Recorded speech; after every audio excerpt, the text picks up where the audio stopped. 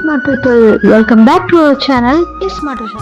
నేను ఒక short video చేశాను కదా, లింగాకారంలో శివాలయంలో ధ్వజస్తంభాన్ని ప్రతిష్ఠిస్తున్నారు అనేసి.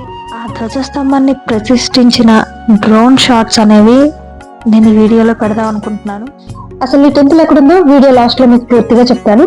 అప్పటి వరకు మన ఛానల్ ని స్కిప్ చేయకుండా పూర్తిగా చూస్తారని ఆశిస్తున్నాను. ఈ ధ్వజస్తంభాన్ని ఎందుకు ప్రతి గుడి ముందు కూడా చూస్తుంటాము, అలాగే ధ్వజస్తంభం దగ్గర దీపాలు వెలిగిస్తారు కదా, ఆ దీపాలు ఎందుకని వెలిగిస్తారు, ఆ దీపానికి ధ్వజస్తంభానికి ఉన్న అనుబంధం ఏమిటి, ఇవన్నీ కూడా ఈ వీడియోలో మనం డిస్కస్ చేసుకుందాం.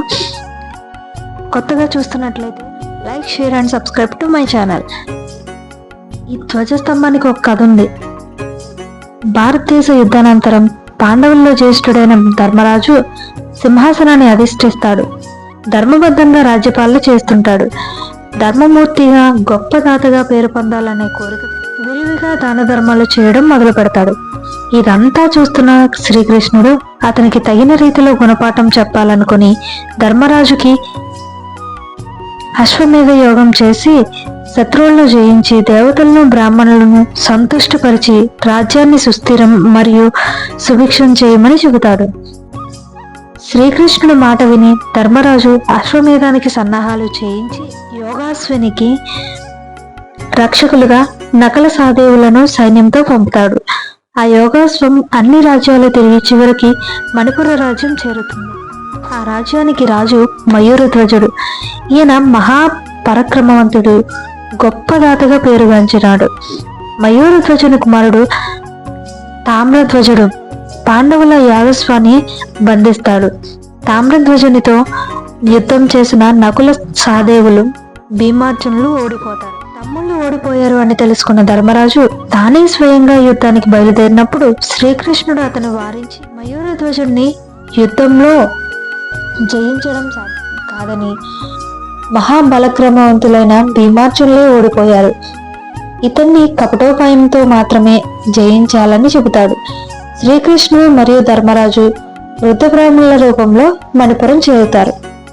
ఆ బ్రాహ్మణులు మయూరధ్వజుడు చూసి వారికి దానం చేయాలనుకుని ఏమి కావాలో కోరుకోమని అడుగుతాడు. మిమ్మల్ని దర్శించుకుందామని వస్తుండగా దారిలో ఒక సింహం అడ్డొచ్చి ఇతని కుమారుణ్ణి పట్టుకుంది. బాలుణ్ణి విడిచిపెట్టమని అడిగితే సింహం మానవ భాషలో ఇలా అంది: మీరు మయూరధ్వజుని శరీరంలో సగభాగము తెచ్చి ఇస్తే మీ కుమారుణ్ణి విడిచిపెడతాను అంది.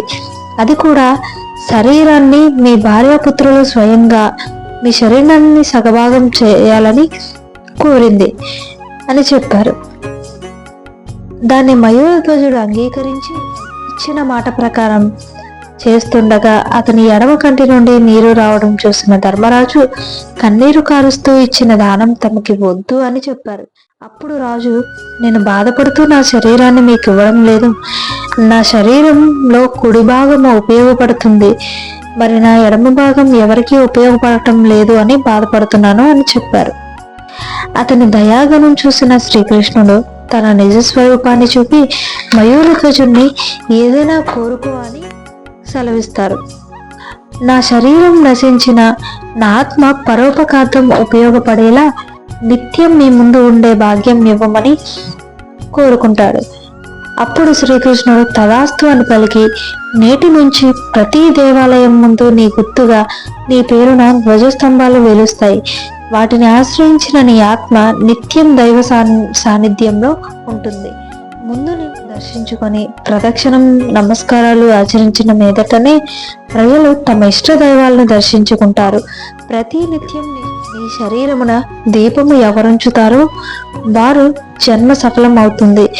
నీ నెత్తిన ఉంచిన దీపం రాత్రులందు బాటసారులకు దారి చూసి దీపం అవుతుంది అని అనుగ్రహించాడు. ఆనాటి నుంచి ఆలయంలో ముందు ధ్వజస్తంభాలు తప్పనిసరిగా ప్రతిష్ఠించడం ఆచారం అయింది. భక్తులు ముందుగా ధ్వజస్తంభానికి మొక్కి ఆ తరువాతే మూల విరాట్ల దర్శనం చేసుకు సాంప్రదాయంగా మారింది. ఈ ధ్వజస్తంభాన్ని మొక్కడానికి గల మూల కారణం ఏంటంటే దానం మనస్ఫూర్తిగా ఇవ్వాలి. స్వార్థం, ప్రతిఫలం వస్తుందన్న ఆశ ఉండకూడదు. దేవుణ్ణి ఎలా ప్రేమిస్తారో తోటి మనుషులను కూడా అలానే ప్రేమించాలి. భగవంతుడిని ఎలా చూస్తారో సాటి మనిషిని కూడా అలాగే చూడాలి. మయూరధ్వజుడు సాటి మనిషి కోసం చనిపోవడానికి సిద్ధపడ్డాడు. కష్టాల్లో ఉన్న వాళ్లకు ఆదుకోవడం, చేతనైన సాయం చేయడమే ఈ ధ్వజస్తంభానికి మొక్కడం వెనుకున్న పరమార్థం. ధ్వజస్తంభం దగ్గర దీపం వెలిగించడం అంటే మరొకరి జీవితాన్ని ఆదుకోవటమని హామీ ఇవ్వడం. ఇలాంటి మనస్తత్వం లేని వారు ధ్వజస్తంభం దగ్గర దీపం వెలిగించకపోవడం మంచిది అని నా అభిప్రాయం. ఎందుకంటే మనం తోటి మనిషికి సాయం చేస్తామన్న మాట ఇచ్చి దీపం వెలిగిస్తాము కాబట్టి. మంచి మనసు లేనప్పుడు నువ్వెంత దేవుణ్ణి పూజించినా ఉపయోగం ఉండదు. జస్ట్ ఇది నా అభిప్రాయం మాత్రమే. నాకు తెలిసి ఇలా లింగాకారంలో ఉన్న టెంపుల్ గోవాలో ఉంది, అలానే ఇంకొకటి తమిళనాడులో ఉంది. మనం మాట్లాడుకుంటున్న టెంపుల్ అయితే ఆంధ్రప్రదేశ్ స్టేట్ లో విజయనగరం డిస్ట్రిక్ట్ లో బీసీ కాలనీలో అయితే ఉంది. నాకు తెలిసి ఆంధ్రప్రదేశ్ లో ఇలాంటి టెంపుల్ ఇది ఒకటే ఉందని నేను అనుకుంటున్నాను. మీకు తెలిసి ఇంకెక్కడైనా ఉంటే కామెంట్ చేయండి.